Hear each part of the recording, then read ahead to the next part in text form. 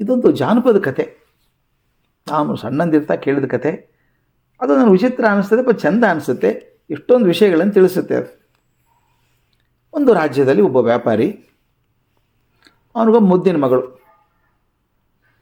ಅವನು ಪ್ರತಿ ಸಲ ಪರದೇಶ ಪ್ರವಾಸಕ್ಕೆ ಹೋಗುವಾಗ ಮಗನಿಗೆ ಕೇಳ್ತಿದ್ದ, ಮಗಳಿಗೇನು ಕೇಳ್ತಿದ್ದ, ಏನು ತರಲಿ ಪುಟ್ಟ ಅಲ್ಲಿಂದ ಅಂತ ಕೇಳ್ತಿದ್ದ. ಈ ಸಲನೂ ಕೇಳಿದ, ಏನು ತರಲಿ ನಿನಗೆ ಅಂತ. ಆಕೆ ವಿಶೇಷವಾದಂಥದ್ದು ಕೇಳಿದ್ಲು. ನಮಗೊಂದು ಸುಂದರವಾದಂಥ ಕಾಯಿ ಹಣ್ಣು ಇರುವಂಥ ಮರದ ಹಸಿರು ಟೊಂಗೆ ತೊಗೊಂಡು ಬಾ ಅಂದ್ಲು. ಹ್ಞೂ ಅಂದ್ಬಿಟ್ಟ. ಆಮೇಲೆ ಚಿಂತೆ ಬಂತು ಅವನಿಗೆ, ಅಲ್ಲಿ ತೊಗೊಂಡಂಥ ಹಸಿರು ಮರದ ಕೊಂಬೆ ಇಲ್ಲಿ ಬರೋ ತನಕ ಹಸಿರಾಗಿ ಇರ್ತದ ಅದು? ಆಯ್ತು, ಏನೋ ವ್ಯವಸ್ಥೆ ಮಾಡೋಣ, ನೀರಿನ ಒಂದು ಪಾತ್ರೆ ಹಾಕ್ಕೊಂಡು ಅದನ್ನ ಹಾಗೆ ಇಟ್ಕೊಂಡು ಬೆಳೆಸ್ಕೊಂಬರೋಣ, ಹಸಿರಾಗಿ ಇಟ್ಕೊಂಬರೋಣ ಅಂತ ಪ್ರಯತ್ನ ಮಾಡಿ ಹೋದ. ಅಂಥ ಮರ ಎಲ್ಲಿ ಸಿಗ್ತದೆ, ಅಂಥ ಕೊಂಬೆ ಎಲ್ಲಿ ಸಿಗ್ತದೆ ಅಂತ ಆ ದೇಶದಲ್ಲಿ ಕೇಳಿದ. ಹೋದಾಗ ಯಾರೊಬ್ರು ಹೇಳಿದರು, ನಮ್ಮ ದೇಶದ ಕಾಡಲ್ಲಂಥ ಕೊಂಬೆ ಸಿಗ್ತದೆ, ಅದ್ರ ಹಸಿರು ಒಣಗೋದೇ ಇಲ್ಲ, ಹಸಿರಾಗೇ ಇರ್ತದೆ ಯಾವಾಗಲೂ ಅಂತ. ಓಹೋ, ಹಂಗಾರೆ ಇದನ್ನೇ ನನ್ನ ಮಗಳು ಕೇಳಿದ್ದಾಳೆ ಅಂತ ಕಾಡಿನೊಳಗೆ ಹೋದ. ಅಲ್ಲೊಂದು ಮರದ, ಆ ಮರದ ಮೇಲೆ ಏನು ಚಂದದ ಮರ ಅದು, ಹಸಿರಾಗಿದೆ. ತಮಾಷೆ ಅಂದರೆ ಬಂಗಾರದ ಕಾಯಿ, ಬಂಗಾರದ ಹಣ್ಣು. ಇದು ಅಪರೂಪ, ಅದು ಮಗಳಿಗೆ ಭಾಳ ಖುಷಿ ಆಗುತ್ತೆ ಅಂತ ಕಿತ್ಕೊಳ್ಳೋಕೆ ಕೈ ಚಾಚಿ ಅದನ್ನು ಮುಟ್ಟಿದ. ಪಕ್ಕದ ಬದೆಯಿಂದ ಒಂದು ಭೀಕರವಾದಂಥ ರಾಕ್ಷಸ ಕರಡಿ ಬಂದ್ಬಿಡ್ತು. ಅದು ಏನು ಕರಡಿ ಅದು, 20-30 ಅಡಿ ಹತ್ರ, ಸಣ್ಣದಲ್ಲ, ಭೀಕರ. ಹಿಡ್ಕೊಂಬಿಡ್ತೀವಿ, ಅವ್ನು ಗಪ್ಪ ಅಪ್ಕೊಂಬಿಡ್ತು. ಎದೆ ಹೊಡೆದು ಹೋಯ್ತೀವಿ ಒಂದು. ಅಯ್ಯಯ್ಯೋ ಅಂತ ಕೂಕೊಂಡ. ಆಶ್ಚರ್ಯ, ಆ ಕರಡಿ ಮಾತಾಡ್ತು, ಮನುಷ್ಯರ ಭಾಷೆಯಲ್ಲಿ ಮಾತಾಡ್ತು. ಯಾಕಯ್ಯ ನನ್ನ ಕೊಂಬೆ ಕಿತ್ಕೋತಾ ಇದೆಯಾ ನೀನು? ಕಿತ್ಕೊಂಡ್ರೆ ಎರಡೇ ಆಯ್ಕೆ ನಿನಗಿರೋದು. ಅದನ್ನು ಕಿತ್ಕೊಂಡ್ರೆ ನೀನು ನನಗೆ ಆಹಾರ ಆಗಿಬಿಡ್ಬೇಕು. ನೀನು ಆಹಾರ ಆಗೋದು ಬೇಡ ಅಂದರೆ ನೀ ಮನೆ ಮುಟ್ಟಿದ ತಕ್ಷಣ ಯಾರನ್ನ ಮೊದಲೇ ಬಾರಿಗೆ ನೋಡ್ತೀಯೋ ಅವರು ನನಗೆ ಒಪ್ಪಿಸ್ಬೇಕು. ನೀನಾದರೂ ಆಹಾರ ಆಗಬೇಕು, ಅಥವಾ ನೀನು ಯಾರನ್ನ ಮೊದಲು ನೋಡ್ತೀಯೋ ಅವ್ರು ನನಗೆ ಆಹಾರ ಮಾಡಬೇಕು. ಜೀವದ ಭಯಕ್ಕೆ ತತ್ತರಿಸಿ ಹೋಗಿದ್ನಲ್ಲ ಮನುಷ್ಯ. ಆಯ್ತಾ, ವ್ಯಾಪಾರಿ ಅಂದ, ಆಯ್ತಪ್ಪ, ಮನೆ ಮುಟ್ಟಿದ ತಕ್ಷಣ ಯಾರು ಮೊದಲು ನೋಡ್ತೇನೋ ಅವ್ರನ್ನ ಒಪ್ಪಿಸ್ಬಿಡ್ತೀನಿ ಅಂತ ಮಾತು ಕೊಟ್ಟು ಹೊಂಟ. ಕೊಂಬೆ ಕತ್ತರಿಸ್ಕೊಂಡ ಹೊರಟ. ಅವನಿಗೇನು ನಂಬಿಕೆ, ದಾರಿಯಲ್ಲಿ ಯಾರೋ ಸಿಗ್ತಾರೊಬ್ಬರು ಮನೆ ಮುಂದೆ, ಅವ್ರನ್ನೇ ಕೊಟ್ಟರಾಯ್ತು ಅಂದ್ಕೊಂಡ. ಇವನು ದುರ್ದೈವ. ಇವನು ಮನೆ ಸಮೀಪ ಬರ್ತಾನೆ, ಗೇಟ್ ತೆಗೆದು ಒಳಗೆ ಹೋಗ್ತಾ ಇದ್ದಾನೆ. ಅವನ ಮುದ್ದಿನ ಮಗಳು ಓಡಿ ಬಂದು ಅವನು ಅಪ್ಕೊಂಡ್ಬಿಟ್ಲು. ಅಪ್ಪ ನಾ ಹೇಳಿದ ತಂದ್ಯಾ ಅಂತ ಕೇಳಿದ್ಲು. ಇವನಿಗೆ ಎದೆ ಹೊಡೆದೋಯ್ತು. ಗಾಬರಿಯಿಂದ ನಡೆದದ್ದೇನೆಲ್ಲ ಹೇಳ್ದ. ಆ ಕೊಂಬೆ ಕೊಟ್ಟ ಆಕೆಗೆ. ಆಕೆ ಬುದ್ಧಿವಂತೆ. ಆಕೆ ಏನು ಮಾಡಿದ್ ಗೊತ್ತಾ, ನಾವು ಶ್ರೀಮಂತರು ತಾನೆ, ಕರಡಿ ಬರ್ತದೆ, ಬರ್ಬೇಕಾ ಟೈಮ್ ಇದೆಯಲ್ಲ, ಈಗೆಲ್ಲಿ ಬರ್ತದೆ ಅದು ಕೇಳುತ್ತೆ, ನೀನು ಯಾರು ನೋಡಿದ್ಯಾ ಅಂತ ಕೇಳುತ್ತೆ. ಅವಾಗೇನು ಮಾಡ್ಬೇಕು ಗೊತ್ತಾ, ನಾನು ನೋಡಿದೆ ಅಂತ ಅನ್ಬೇಡ, ಹೇಳಬೇಡ.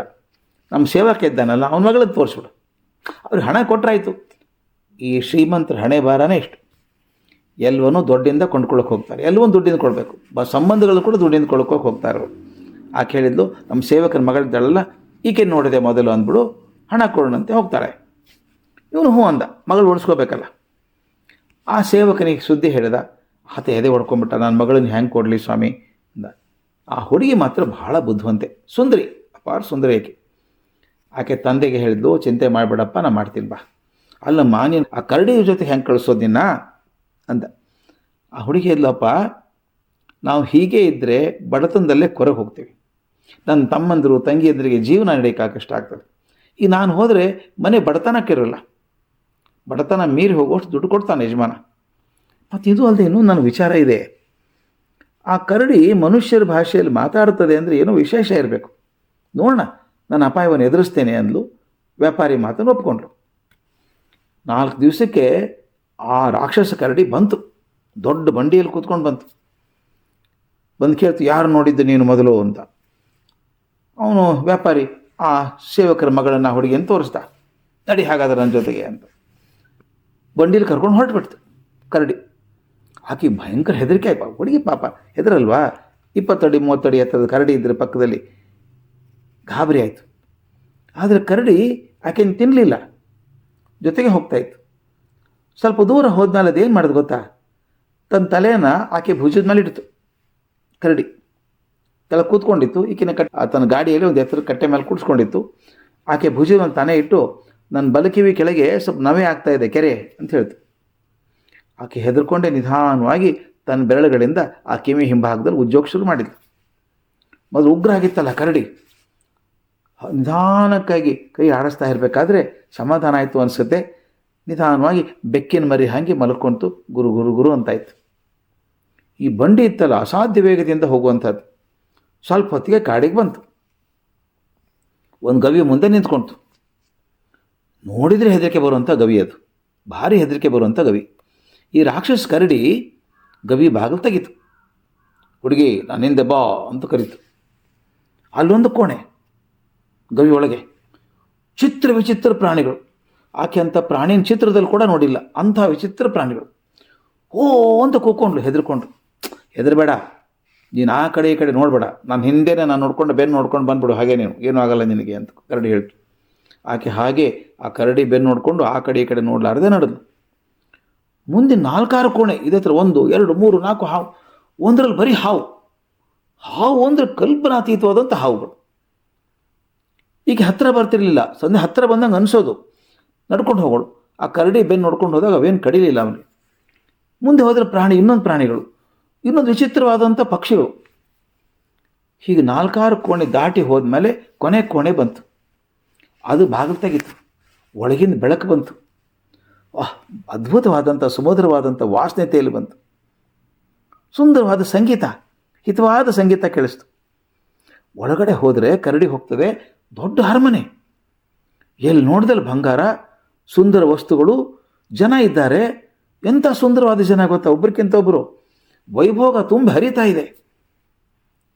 ಆಕೆಲ್ಲ ಬೆರಗಟ್ಟು ನೋಡ್ತಾಳೆ, ಏನಪ್ಪ ಇದು ಅರಮನೆ ಇದೆ, ಹೊರಗಡೆ ನೋಡಿದರೆ ಆ ಥರ ಒಂದು ಅದ್ಭುತ ಅರಮನೆ ಇದೆಯಲ್ಲ, ಏನಿದು. ತಿರುಗಿ ಕರಡಿ ಇತ್ತಲ್ಲ ಪಕ್ಕದಲ್ಲಿ, ಆ ಕಡೆ ತಿರುಗಿ ನೋಡ್ತಾಳೆ, ಕರಡಿ ಇಲ್ಲ. ಒಬ್ಬ ಸುಂದರವಾದ ಯುವರಾಜ ನಿಂತಿದ್ದಾನೆ. ಆತಕ್ಕೆ ಕೈ ಹಿಡಿದು ಕರ್ಕೊಂಡು ಸಿಂಹಾಸನ ಮೇಲೆ ಕೂಡಿಸ್ಕೊಂಡ. ಅವನು ಆ ಪ್ರದೇಶದ ರಾಜ, ಕಾಡ ಅವಂದು. ಕೂಡಿಸ್ಕೊಂಬಿಟ್ಟ. ಮುಂದೆ ಅವರು ಸುಖವಾಗಿದ್ದರು ಅಂತ ಹೇಳೋ ಅವಶ್ಯಕತೆ ಏನೂ ಇಲ್ಲ ಅಲ್ಲ. ಇದೊಂದು ಜಾನಪದ ಕತೆ. ನನಗೆ ಕತೆ ಹಿಂದಿರುವಂಥ ಸಂದೇಶ ಬಹಳ ಇಷ್ಟ ಆದದ್ದು. ಆ ಹುಡುಗಿ ಯಾವ ಧೈರ್ಯದಲ್ಲಿ ಹೋದ್ಲು ಕರಡಿ ಜೊತೆಗೆ? ಹೇಳ್ಬೋದಾಗಿತ್ತು, ಕರಡಿಗೆ ಹೇಳ್ಬೋದಾಗಿತ್ತು, ಇಲ್ಲ ನಾನು ನೋಡಿಲ್ಲ, ಯಜಮಾನನ ಮಗಳೇ ನೋಡಿದ್ದ ತನ್ನ ಮಗಳು ನೋಡಿದ್ದ, ನಾಕೇನು ಕರ್ಕೊಂಡು ಹೋಗು ಅಂತ ಹೇಳ್ಬೋದಾಗಿತ್ತು. ಹೇಗೆ ವಿಚಾರ ಮಾಡಿದ್ಲಾಕೆ? ಇದು ಬಹಳ ಮುಖ್ಯ ಸ್ನೇಹಿತರೆ. ನಮ್ಮ ಮುಂದೆ ಬಹುದೊಡ್ಡ ಸಮಸ್ಯೆ ಬಂದಾಗ ನಾವು ಹೇಗೆ ವಿಭಿನ್ನವಾಗಿ ಯೋಚನೆ ಮಾಡ್ತೀವಿ ಅನ್ನೋದು ಮುಖ್ಯ. ಆ ಹುಡುಗಿ 2 ರೀತಿ ವಿಚಾರ ಮಾಡಿದ್ಲು. ಒಂದು, ನಮ್ಮ ಮನೆ ಬಡತನ ತಪ್ಪಲ್ಲ, ಹೀಗೆ ನಮ್ಮಪ್ಪ ಸೇವಕನಾಗೇ ಇರೋದು, ಕೊನೆವರೆಗೂ ಮತ್ತೊಬ್ಬರು ಸೇವೆ ಮಾಡ್ತಾನೆ ಬದುಕಬೇಕು. ಇದು ಮುಕ್ತಿ ಆಗಬೇಕಾದ್ರೆ ನನಗೆ ಅಪ್ಪನಿಗೆ ದುಡ್ಡು ಬೇಕು, ದುಡ್ಡು ಕೊಡೋ ಶಕ್ತಿ ಯಜಮಾನನಿಗಿದೆ, ಅವನು ದುಡ್ಡು ಕೊಟ್ಟರೆ ನಮ್ಮ ಬಡತನ ಭಿನ್ನ ಹೋಗುತ್ತೆ, ಪಾರಾಗಿ ಹೋಗ್ತೀವಿ. ಇನ್ನೊಂದು, ಯಜಮಾನ ಹೇಳಿದ್ದೇನು, ಆ ಕರಡಿ ಮನುಷ್ಯರ ಭಾಷೆಯಲ್ಲಿ ಮಾತಾಡ್ತು ಅಂತ. ಅದೇ ವಿಚಾರ ಮಾಡಿದ್ದಕ್ಕೆ. ಕರಡಿ ಮನುಷ್ಯರ ಹಾಗೆ ಮಾತಾಡೋಕ್ಕೆ ಸಾಧ್ಯ ಇಲ್ಲ. ಹಾಗಾದರೆ ಅದು ಮನುಷ್ಯ ಕರಡಿ ರೂಪದಲ್ಲಿ ಇರಬೇಕು, ಅಥವಾ ಕರಡಿ ಹೇಗೆ ಮನುಷ್ಯರ ಭಾಷೆ ಕಲಿಯೋಕ್ಕೆ ಸಾಧ್ಯ? ಅದು ಮನುಷ್ಯರ ಸಂಪರ್ಕ ಇರಬೇಕು. ಹಾಗಾದರೆ ಮನುಷ್ಯರ ಸಂಪರ್ಕ ಬಂದಂಥ ಕರಡಿ, ಮನುಷ್ಯರ ಭಾಷೆ ಮಾಡುವಂಥ ಕರಡಿ ಇದ್ದರೆ ಸಾಕಷ್ಟು ವರ್ಷ ಮನುಷ್ಯರ ಜೊತೆಗೆ ಬದುಕಿರಬೇಕು. ಅದು ನೋಡೋಣ, ಅದನ್ನು ಒಲಿಸ್ಬಹುದು ಅಂತ ಧೈರ್ಯ ಮಾಡಿ ಹೊರಟಳು. ಇದು ಭಾಳ ಮುಖ್ಯ ಸ್ನೇಹಿತರೆ. ನಾನು ಹುಡುಗರು ಹೇಳ್ತೀನಿ, ಮಕ್ಕಳಿಗೆ ಭಾಳ ಹೇಳ್ತೀನಿ ಇದನ್ನು. ಯಾವುದೇ ಸಮಸ್ಯೆ ಬಂದಾಗ ಗಾಬರಿ ಆಗಬಾರ್ದು, ಧೈರ್ಯದಿಂದ ವಿಚಾರ ಮಾಡಬೇಕು, ಬೇರೆ ರೀತಿ ವಿಚಾರ ಮಾಡಬೇಕು. ವಿಭಿನ್ನತೆಯಿಂದ ವಿಚಾರ ಮಾಡಿದಾಗ ಹೊಸ ಹೊಸ ದಾರಿ ಕಾಣಿಸ್ತವೆ. ವಿಭಿನ್ನ ಚಿಂತನೆ, ಧೈರ್ಯದ ನಡೆ, ಇವೆರಡಿದ್ದರೆ ಯಶಸ್ಸು ನಿಮ್ಮ ಕಾಲ್ಬಳಿನೇ ಇರ್ತದೆ.